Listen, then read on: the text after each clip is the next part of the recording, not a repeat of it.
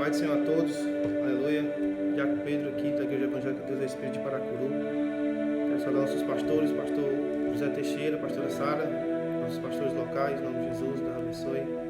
E a todos os nossos irmãos da Igreja Evangélica Deus é Espírito de Paracuru. Irmãos, estamos aqui no nosso culto pela internet, aleluia, né? Devido à situação que está no nosso país, né? Nosso Brasil, mas nós não podemos parar. Temos que continuar, devemos continuar, né? Sempre adiante. Quero meditar um pouco com os irmãos, né? Uma passagem que está no livro de Jonas, capítulo 2, no versículo 7. Assim diz a palavra do Senhor. Quando desfalecia em mim a minha alma, eu me lembrei do Senhor, e entrou a ti a minha oração no templo da tua santidade. Os que observam as vaidades vãs, deixem as suas próprias misericórdias, mas eu te oferecerei sacrifício com a voz do agradecimento. O que votei, pagarei. Do Senhor vem a salvação. Falou, pois, o Senhor ao peixe, e ele vomitou a Jonas na terra. Oramos em nome de Jesus. Senhor, meu Deus, meu Pai, abençoe-nos com a tua palavra, Pai, para que nós venhamos o entendimento, Pai, para que alimentemos o nosso espírito, Senhor. Em nome de Jesus, Pai, onde chegar a tua palavra, Pai, que haja paz nos lares dos nossos irmãos, que haja paz no lado do aflito, que haja paz no lado da viúva e do órfão, Pai. Em nome de Jesus, Pai, que o Senhor continue a abençoar o teu povo, desde Israel até a nós, Pai. Em nome de Jesus, nós te agradecemos. Amém. Irmãos, essa passagem de Jonas mostra como Deus é misericordioso.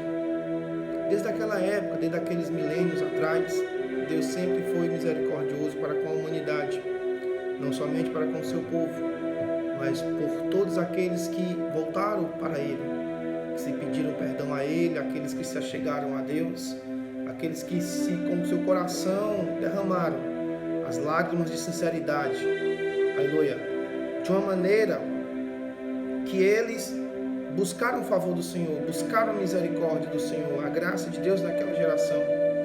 Conhecemos bem a história de Jonas, né, o grande peixe, Nínive, a grande cidade que pecava tanto contra Deus.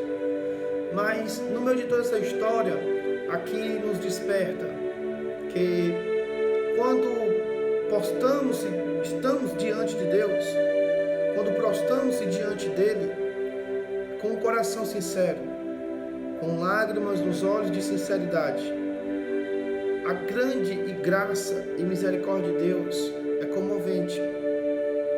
Deus olhou para aquela cidade e viu o pecado daquele povo, viu os erros, as falhas, de uma maneira que eles nem conseguiam discernir a mão direita da mão esquerda. Mas Deus, mesmo no seu templo de justiça santo, onde os querubins e serafins o louvam em todo o tempo, Ele sentiu uma misericórdia por aquela nação, mesmo sem eles merecerem, mesmo sem eles fazerem parte da geração eleita daquela época de Israel. Mas a grande graça de Deus foi enviar o profeta Jonas. Sabemos bem que o profeta Jonas foi resistente no início, decidiu até fugir, só que não tem como fugir de Deus. Deus, ele é soberano. Deus, ele tem todo o poder, ele está em todo lugar ao mesmo tempo. A presença dele, ainda que o mundo venha a ser em momento de trevas, de obscuridão, mas Deus sempre está ali vendo tudo e todos, e de nada de sua visão escapa. Então mesmo ali Deus deu uma ordem a Jonas que fosse à cidade de Nínive a pregar. Jonas teve medo, porque sabia que os nivinitas era um povo cruel e matava os profetas de Deus. Ninguém passava lá, anunciava o rei, o Deus de Israel, porque eles matavam os profetas de Deus. Então Jonas muito fez pouco e não se importou com a vida daquelas pessoas. Queria mesmo que Deus os matasse, os eliminasse da face da terra. Então Deus enviou Jonas. Jonas vai e decide ir para um outro lugar, Tarsis. Dali, no meio daquele barco, uma tempestade no meio do mar, todos nós conhecemos que houve um desespero muito grande naqueles homens, naqueles marinheiros, trabalhadores, que eles estavam sobre aquele mar. de uma maneira tal que jogaram suas cargas fora. Por fim, viram que Jonas era o culpado daquela situação. Jonas reconhecendo a sua falha por ter desobedecido a Deus, porque também Jonas sabia que Deus era poderoso para subjugá-lo. Então ele disse: pois me joguem no mar. Jogaram Jonas no mar, o grande peixe engole. Jonas fica 3 dias e 3 noites dentro do peixe, no fundo do mar. Nas palavras que Jonas escreve, ele fala que desceu aos ferrolhos da terra, desceu aos profundos do mar. Ali dentro do peixe, lodo, as algas enrolavam-se nele, a água estava acima de sua cintura. Ali estava trevas, um desespero que Jonas passou dentro do peixe. Mas mesmo assim, naquele momento de desespero e trevas, mesmo sabendo que era culpado, ele se prostrou diante de Deus. Ele orou ao Senhor uma oração sincera no seu coração, pedindo a misericórdia e a graça de Deus. E mais uma vez ele pede que voltasse a ver o templo de Deus, voltasse a ver a casa de Deus. Ele se perguntar: será que eu vou voltar a ver o teu templo, Senhor, a tua casa? E ali na misericórdia da qual Deus tinha sobre aquela vida, Jonas, Deus permitiu que o grande peixe fosse à beira da praia e o vomitasse para fora. Irmãos, a misericórdia de Deus, ela é tão grande que ainda todos nós erramos, pecamos, falhamos em algum momento. Esforçamos a não errar, esforçamos a não pecar. Mas a palavra de Deus diz que desde a nossa meninice temos um coração duro e perverso. Então, em alguns momentos, desejamos o erro, o mal, o pecado, a ira, Mas, quando tomamos em si e reconhecemos os nossos erros e falhas e pensamentos, obras e palavras, voltamos ao nosso Deus com um pedido de perdão. E a maravilha de tudo isso é que Deus sempre está ali pronto a perdoar. Sempre está ali pronto a nos perdoar de braços abertos. Sabemos que esse perdão não vai durar para sempre. Esse perdão dura enquanto temos fôlego de vida. Mas quem sabe o dia de amanhã não pertence a nós. Nem sabemos se vamos dormir e acordar. Então por isso que devemos estar garantidos nessa promessa de salvação, nessa promessa de uma vida eterna no céu. A vida eterna no céu é para todos. Mas será que todos querem essa vida eterna no céu? Nem todos querem. Porque se quisessem, cumpririam a vontade de Deus. Voltava para Ele, pedia-lhe perdão, deixava os altares de Baal, deixava-se os rituais para trás, deixava-se os ídolos para trás. Sabemos muito bem que desde o início Deus abomina aqueles que se prostram diante de imagens, diante de Baal, que Baal era aquele espírito imundo que se botava como Deus. Naquela época as pessoas se prostravam diante daquela grande imagem de Baal, sacrificavam ali diante daquela imagem, até os filhos eles sacrificavam diante daquela imagem. Então por isso que Deus, Ele nos dá um tempo para que nós venhamos cair em si, como Jonas fez, pedir perdão e voltarmos a ter uma vida, voltarmos a caminhar sobre a face da terra. Mas nem todos querem, nem todos pedem perdão, nem todos se chegam a Deus. As pessoas preferem se chegar a outras pessoas do que a Deus. As pessoas preferem chegar-se por outros meios, achando-se que vão chegar a Deus e não vão. Quem morreu na cruz do Calvário foi Jesus. Jesus auto se entregou por todos nós. Por que vamos buscar os outros? Por que vamos buscar a outros meios de buscar a Deus, de buscar a salvação eterna? Por que buscamos outras formas de obter o perdão e a salvação de Deus sobre nossas vidas? Jonas podia ter clamado por outros deuses, mas não, ele sabia qual era o único Deus que iria o perdoar, queria lhe dar a oportunidade de salvação. A segunda oportunidade de viver sobre a face da terra. Ele só clamou a Deus. E o próprio Deus nos entregou o seu Filho Jesus Cristo. Auto-sacrificou naquela cruz do Calvário para que através dele possamos ter o pedido de perdão. Que através dele, de Jesus Cristo, possamos alcançar a promessa de vida eterna. Somente através dele. Os discípulos de Jesus, os santos discípulos e apóstolos, amém, glória a Deus. O papel deles foi semear a palavra de Deus sobre a face da terra, como Jesus nos ordenou. Mas não cabe nenhuma deles dar salvação a ninguém. O que cabia a eles era orar para que as pessoas pudessem alcançar a Deus. Assim é o papel de todos nós. E assim Deus deu uma promessa a eles, que eles julgarão naquele grande dia do grande juízo sobre a face da terra, depois do arrebatamento, depois da grande tribulação, os 12 discípulos, claro que Judas não está nesse meio, são os 12 discípulos, aleluia, que irão assentar em 12 tronos, e eles, cada um deles, irão julgar uma tribo de Israel, em particular. Então essa é uma autoridade da qual Jesus deu a cada um deles. E glória a Deus por isso. O livro de Apocalipse fala bem sobre essas questões. O livro de Mateus, Marcos, João, Lucas, fala bem sobre essas questões. Bem clara, para ser exato. Então, irmãos, não busque outro meio de salvação, de pedido de perdão. Olha que a palavra de Deus diz que o melhor do que sacrificar é obedecer.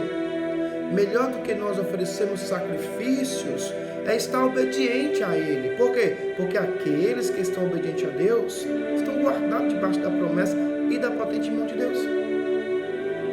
Quando não cumprimos o obedecer, lá vai nós temos que sacrificar, como aqui Jonas fez.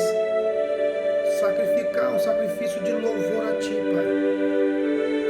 E por fim Jonas disse: eu irei pagar os meus votos ao Senhor. Porque se ele fosse obediente, se ele tivesse ido àquela cidade de Nínive, quando Deus o ordenou, ele não teria que sacrificar nada a Deus. Porque ele estaria cumprindo com a vontade de Deus, ou seja, estaria em obediência com Deus. Então nunca esqueça nisso, irmãos. No meio de qualquer pecado, situação, lembre-se que obedecer sempre é o melhor. Porque o sacrifício, irmão, o nome já fala, sacrificar. É algo que nós não gostamos de fazer, mas devemos fazer para buscar a face do nosso Deus.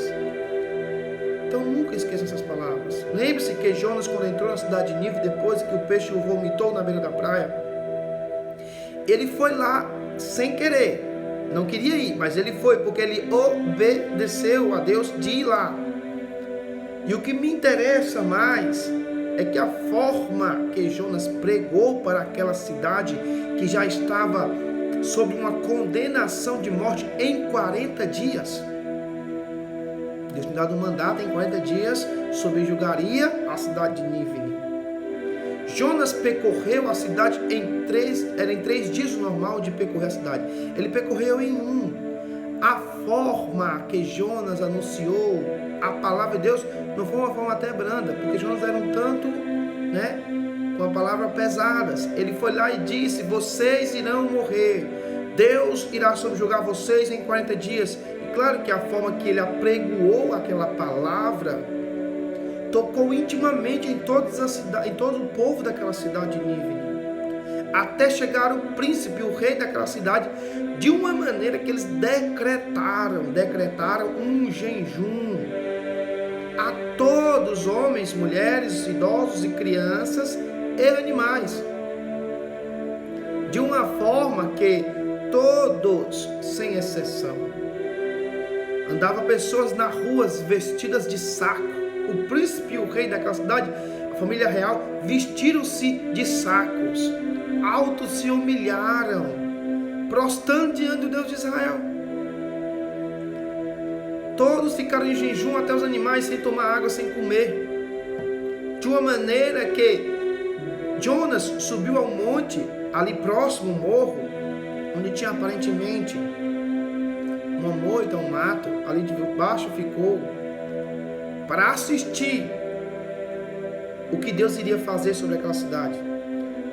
Mas, quando Jonas esperava que Deus talvez fizesse o que fez em Sodoma e Gomorra, e vieram os anjos espadando as pessoas, descendo fogo do céu, a cidade derretendo em fogo com todos os homens e mulheres, crianças e animais ali dentro, Deus ouviu o clamor daquele povo, ouviu a oração, sentiu o cheiro do jejum sincero, do pedido de perdão a Deus.